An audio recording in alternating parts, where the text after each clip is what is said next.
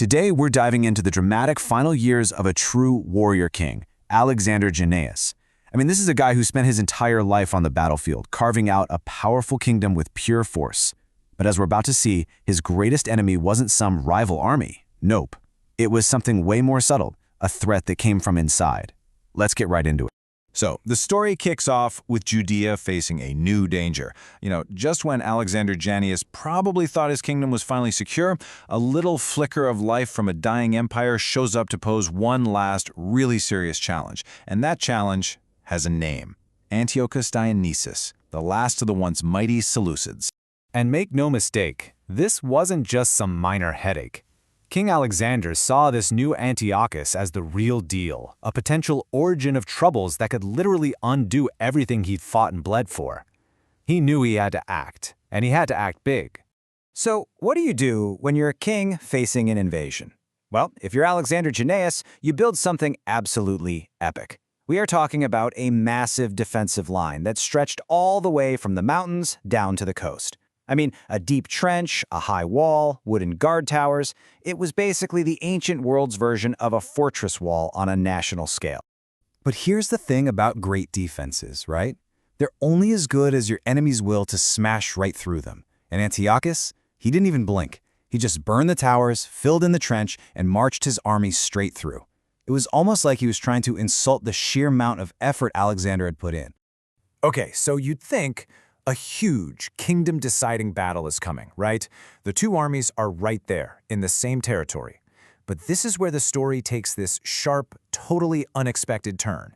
The fate of this whole rivalry wasn't going to be settled by a fight between Alexander and Antiochus at all. And this is where Antiochus makes a choice that changes everything. In a moment that seems like pure ego, he decides that settling an old score with the Arabian king is way more important than dealing with Alexander. He basically puts his main rival on the back burner. And let me tell you, that would turn out to be his last mistake. And you gotta understand, the army he decided to fight instead, they were no joke. The Arabian king had a powerful, super mobile army, and it was led by a pretty terrifying cavalry of 10,000 horsemen, a storm of warriors basically, and they were fighting on their home turf. The Arabians played it perfectly. They used this classic, brilliant tactic. They pretended to fall back, which, of course, lured Antiochus's army forward and totally broke their neat formations. So once the Seleucid army was all disorganized and stretched out, the Arabians just whipped their cavalry around and slammed right into them. Antiochus himself was fighting right up at the front, trying to rally his guys, and he was killed in the chaos. And with his death, the death of the very last Seleucid, his army just completely fell apart. And just like that, Alexander's biggest rival was gone, taken out by someone else entirely. With the Seleucid threat gone for good, this huge power vacuum opens up on Judea's borders. And for a guy like Alexander, this isn't time to sit back and relax. Oh no, this is a golden opportunity for his next great military campaign. Now, first, he had a quick little run-in with the new power in the area, a king named Aretas. But that fizzled out pretty fast with a mutual agreement. Alexander, it turns out, had much bigger fish to fry. And Josephus, the historian, is brutally honest about why. This new war wasn't about defense, or glory, or protecting his people. It was about greed. Pure and simple.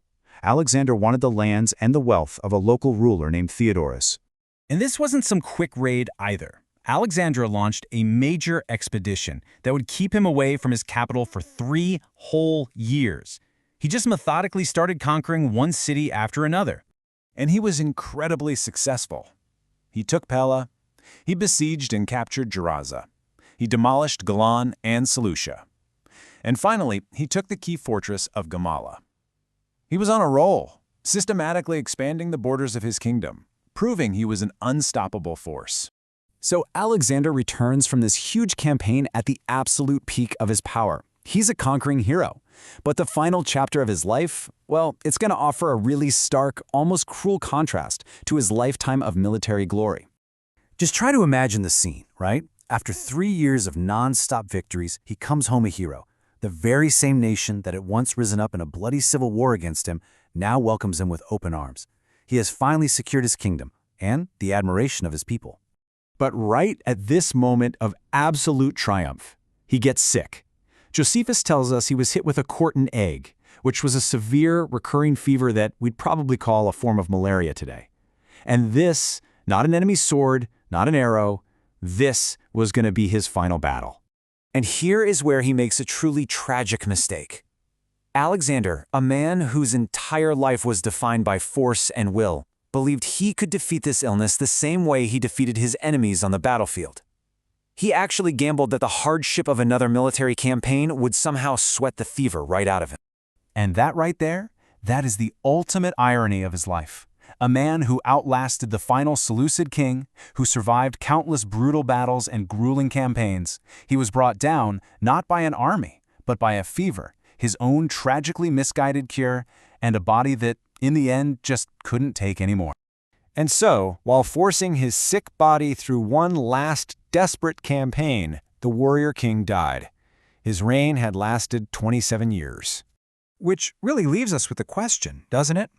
Alexander was, without a doubt, a successful conqueror who made his kingdom bigger and stronger. But his end was so ironic and tragic. So how should we measure a reign like his? By the triumphs of a lifetime of war, or by the quiet, feverish defeat in his final days?